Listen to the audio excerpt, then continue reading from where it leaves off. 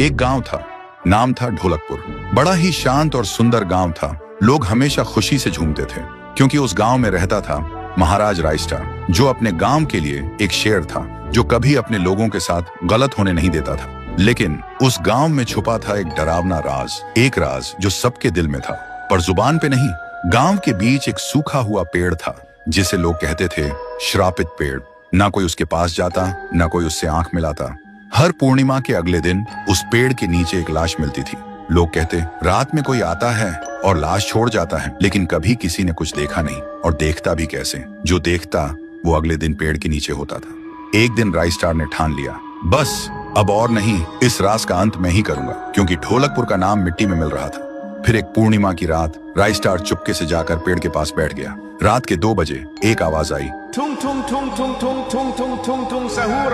और फिर वो पेड़ भूत में बदल गया। वो भूत कुछ अजीब सा था, एक भयानक शैतानी हंसी वाला चेहरा, आंखें बड़ी बड़ी। वो पेड़ चल के एक घर के गेट को जोर जोर से खटखटाने लगता है। तभी एक आदमी डर के मारे आवाज सुन के बाहर निकलता है। वो भूत अपने लकड़ी जैसे हाथ से एक ऐसा थप्पड़ मारता कि उसकी सांस वहीं थम जाती है, और उसी जगह उस लाश को ले जाता है और वापस फिर से पेड़ बन जाता था। देखते ही रायस्टार का दिल कांप जाता है, पर वो कुछ बोलता नहीं। सुबह लोग भीड़ में जमा हुए और रायस्टार ने पहली बार उस पेड़ से बात करने की कोशिश की। पेड़ के अंदर से एक आवाज निकली, क्या तुम सब भूल गए मुझे? रायस्टार बोलता है, तू कौन है? पेड़ बोलता है, मैं हूँ ठुन ठुन ठुन साहुर। एक वक्त था जब मैं भी इस गांव का एक प्यारा सा बच्चा था, लेकिन 100 साल पहले मुझे इसी पेड़ से रस्सी बांधकर उल्टा लटका दिया गया, गांव वालों की आंखों के सामने, और मेरी मौत को तमाशा बना दिया गया, सिर्फ इसलिए क्योंकि मैंने एक राज देख लिया था जो लोग छुपाना चाहते थे। और उसी पल से मेरी रूह इस पेड़ से जुड़ गई।